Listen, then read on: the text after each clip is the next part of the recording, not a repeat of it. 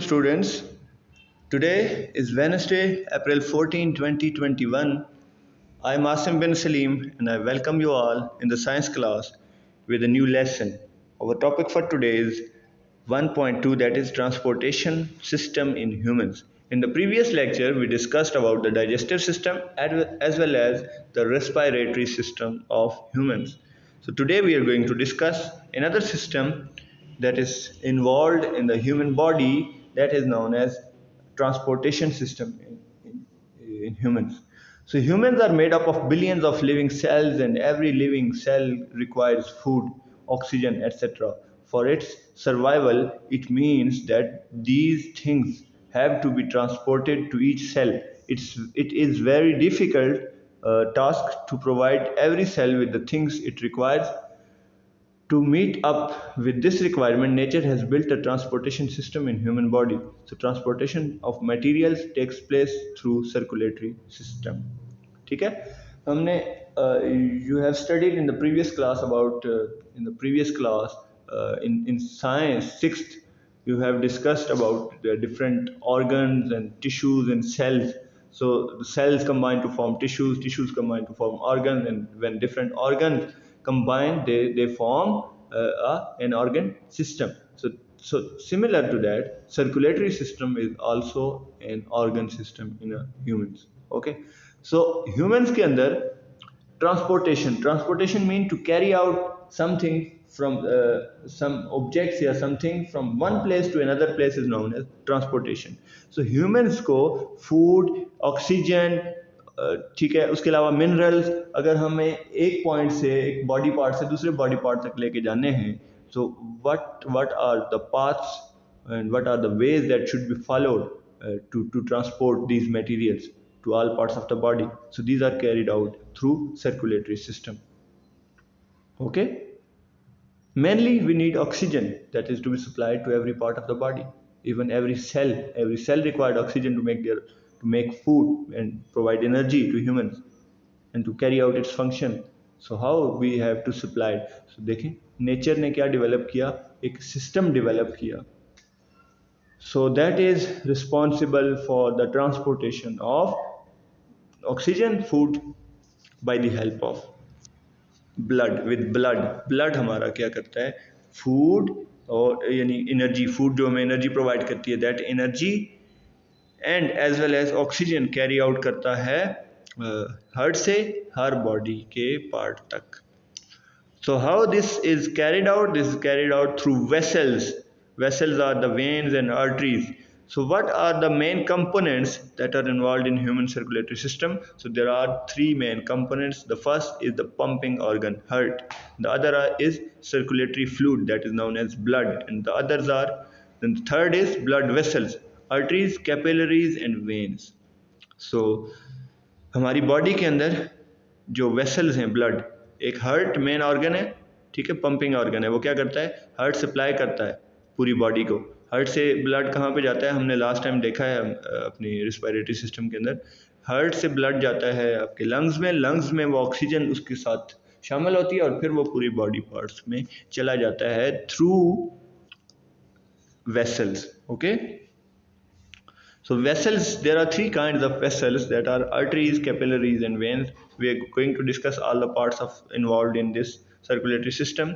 So composition of heart क्या होता है और किस चीज़ पे comprised होता है. Human heart is present on the left side of the chest cavity. The heart is enclosed by double membranous sac called pericardium. Cardiac आपने सुना होगा हार्ट के रिलेटेड. सो पेरिकार्डियम क्या होता है, एक आपके पास ये कहें कि इनक्लोज करने के लिए एक मेम्ब्रेन है, ठीक है, it's membrane like an envelope, ठीक है, इन्वेलप है जिसके अंदर आपका हार्ट इनक्लोज्ड है, that is known as pericardium. This cavity contains pericardial fluid. Pericardium prevents heart from over extension. तो आपके हार्ट को देखें, कुछ लोगों को बीमारी होती है कि उनका हार्ट क्या होता है, एक बड़ा हार्ट का साइज क्या होना शुरू हो जाता है, बड़ा होना शुरू हो जाता है. ठीक है, वो क्यों बड़ा हो रहा होता है कि उनका जो बेसिकली पेरिकार्डियम के अंदर एक फ्लूइड होता है, ठीक है. सो वो फ्लूइड क्या करता है, वो प्रिवेंट करता है ओवर एक्सटेंशन को. या फिर आपके पास ये जो आपके पास क्या कहते हैं हम, जो मेम्ब्रेन होती है जिसने कवर किया होता है हार्ट को, वो उसको रिस्ट्रिक्ट रोक के रखती है हार्ट को कि वो एक्सटेंड ना हो। ऑब्वियसली हार्ट की पंपिंग इतनी फास्ट होती है that we can feel by keeping our hand on the chest. अगर हम अपना हाथ चेस्ट पे रख के फील करने की कोशिश करें तो हार्ट की पंपिंग फील हो सकती है, यानी we get some force on our hand. So this means how fast it is, but there is some control. So control कैसे किया जाता है उसको, पेरिकार्डियम के जरिए, ठीक है। आप लोगों ने ये एक्सपीरियंस नहीं किया होगा, but I personally have seen the that how a human heart is is doing the process of pumping. So when I was in the 10th class, our teacher took us to the hospital where the process of dialysis was being carried out. So dialysis क्या होता है, जिन लोगों की kidneys ख़राब हो जाते हैं, kidney क्या करता है, आपके ब्लड को वॉश कर रहा होता है। सो किडनी जिनके लोगों के डैमेज हो जाते हैं तो उनके लिए जो सोल्यूशन होता है, या तो वो नया किडनी लें किसी से, ठीक है, किसी अदर ह्यूमन का। आप एक किडनी के ऊपर एक ह्यूमन बॉडी चल सकती है, ठीक है। सो एक किडनी अगर आप किसी से लेके लगा लें, so but it is too much expensive, and the other solution is to have the dialysis. So dialysis में क्या हो रहा होता है कि मशीन्स लगी होती हैं, ठीक है। हॉस्पिटल के अंदर आप जाते हैं, वीक के अंदर 2 से 3 डायलिसिस होते हैं। सो क्या होता है, वो मशीन लगी हुई है, आपका ब्लड, ठीक है, वेन्स के ज़रिए, आर्टरीज के ज़रिए बाहर लिया जाता है, बाहर ट्यूब्स में ट्रैवल करते हुए मशीन में जाता है, और मशीन से साफ होके वापस आपकी बॉडी में आ रहा होता है, ठीक है। तो वहाँ पे मैंने ये ऑब्ज़र्व किया कि वो जो प्लास्टिक की वेसल्स, जो उन्होंने प्लास्टिक की उन्हें वो वेन्स लगाई हुई थी, वो जो उन्होंने ट्यूब्स लगाई हुई थी, जब हार्ट पंप कर रहा था तो वो वेसल्स इतनी फोर्स के साथ वो वाइब्रेट कर रही थी कि you can personally see that, कि आप उसे देख सकते थे कि how forceful the pumping of the heart is, ठीक है। तो अगर ये आपका पेरिकार्डियम डैमेज हो जाए तो उसके नतीजे में क्या होता है कि आपके ब्लड का, आपके जो हार्ट का साइज है वो इंक्रीज होना शुरू हो जाता है और वो डैमेजिंग होता है, ठीक है। सो पेरिकार्डियम उसको प्रोटेक्ट करके रखता है। Then heart is composed of special muscles called cardiac muscles. So heart is under involuntary control. There are 4 chambers present in heart, two atria and 2 ventricles. So ventricles are thicker than atria. So ventricles and atriums basically क्या होते हैं, ये 4 sections हैं आपके heart के अंदर, different chambers हैं जिनके अंदर blood जाके store होता है, और फिर ये chambers से बाहर निकलने के लिए different wall होता है। हर chamber से निकलने का एक अपना उसका entry and exit point है, ठीक है। So moving on, in heart deoxygenated blood, yani having more carbon dioxide, is maintained in the right side of the heart, and oxygenated blood having more oxygen is maintained on the left side of the heart. तो आपके heart की right side पे कौन सा blood होता है, deoxygenated, और left side पे ऑक्सीजनेटेड, जिसमें ऑक्सीजन ज़्यादा होती है, वो ब्लड होता है। So values are present, valves are present between artery and ventricles to stop back flow of blood. So blood के बैक फ्लो को रोकने के लिए इनके आपस में डिफरेंट क्या कहते हैं, चैम्बर्स के दरमियान क्या होते हैं, वाल्व्स होते हैं, ठीक है।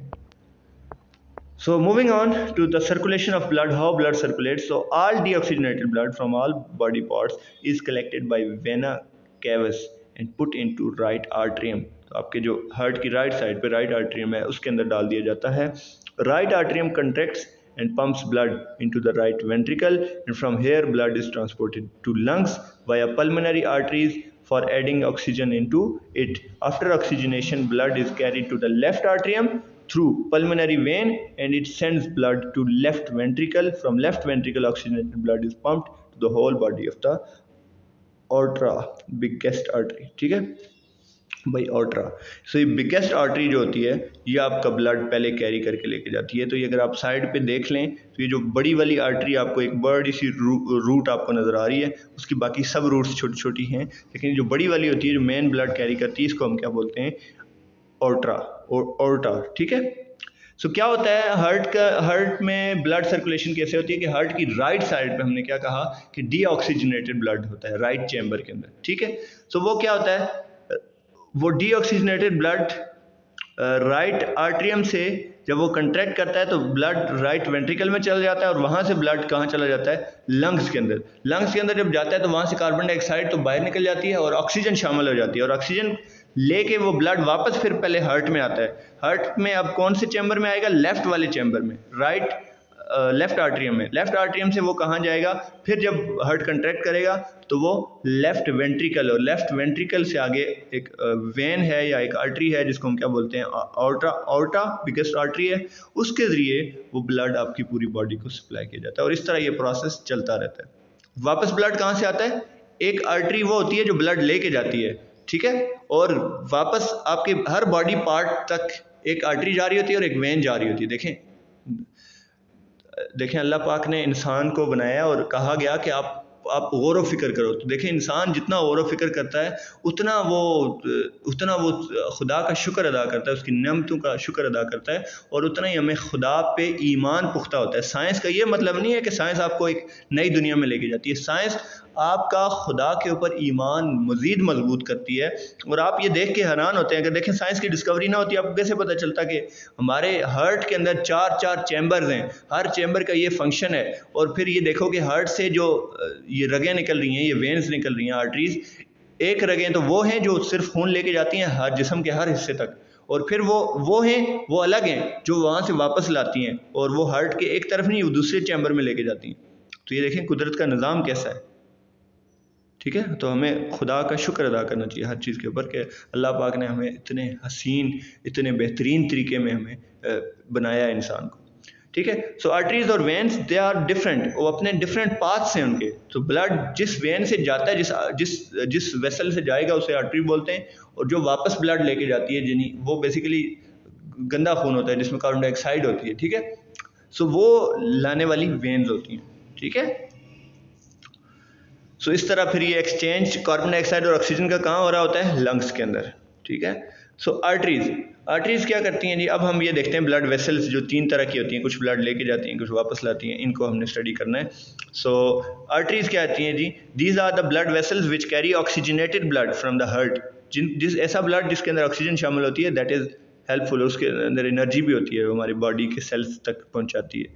So all arteries carry oxygenated blood accept pulmonary artery. तमाम आर्टरीज जो आपके पास होती हैं वो क्या करती हैं, ब्लड कौन सा लेके जाती हैं, ऑक्सीजनेटेड ब्लड कैरी करते हैं। लेकिन एक जो होती है आपके पास पल्मोनरी आर्टरी, वो डीऑक्सीजनेटेड ब्लड क्या करती है, वापस लाती है। The wall of arteries is made up of 3 layers, outer layer, middle layer and the inner layer. तो जो इनकी जो वाल बनाई जाती है यानी आर्टरी, ठीक है, ये समझे कि एक पाइप है। सो पाइप की जो बाउंड्रीज हैं वो कैसे डेवलप की जाती हैं, वो 3 लेयर्स पे मुश्तमिल होती हैं। एक आउटर लेयर होती है, मिडल लेयर होती है, फिर इनर लेयर होती है, और उसके अंदर आपके पास ब्लड फ्लो कर रहा होता है इनर लेयर के अंदर। देन आपके पास आ जाता है कैपिलरीज। सो कैपिलरीज क्या होती हैं, these are the blood vessels which are only 1 cell thick. Their function is the exchange of material between blood and tissues. So blood और tissues के दरमियान जो फूड के मटेरियल यानी एनर्जी जो बन रही होती है उनको एक्सचेंज कराने के लिए कैपिलरीज यूज होती हैं। They reach to every part of the body tissues. Capillaries हर बॉडी पार्ट के टिश्यू तक पहुंच रही होती हैं, ठीक है। एक्सचेंज किसके दरमियान कराती हैं, ब्लड और टिश्यूज के दरमियान। टिश्यूज क्या होते हैं, cells combine to form tissues. Then veins क्या करती हैं, they are the blood vessel which carry deoxygenated, जो गंदा खून होता है जिसमें कार्बन डाइऑक्साइड होती है, वो वापस लेके आती हैं कहाँ से, बॉडी पार्ट से आपके हार्ट में, ठीक है। So all veins carry deoxygenated blood except the pulmonary vein, वो क्या करती है, ऑक्सीजनेटेड ब्लड लेके जाती है, ठीक है। तो इसी तरह इसकी भी 3 लेयर्स होती हैं, that is outer layer, inner layer and the middle layer and the inner layer. So moving on, there is a topic that is composition of blood and the disorders affected by diet. Heart के related जो disorders हैं और composition of blood किस किस पे composed होता है, we will discuss this in detail in our next lecture. Today's topic ends up here. Thank you for joining. Please go through these topics carefully, read them, understand them, underline the difficult words to have and look after their meanings, उनके meanings find करें, उनको lead pencil से underline करके इनके ऊपर meanings लिखें, so that you memorize it well, so that you can understand it well. The homework will be shared in the WhatsApp group as well as on the portal. Thank you for joining. Allah Hafiz.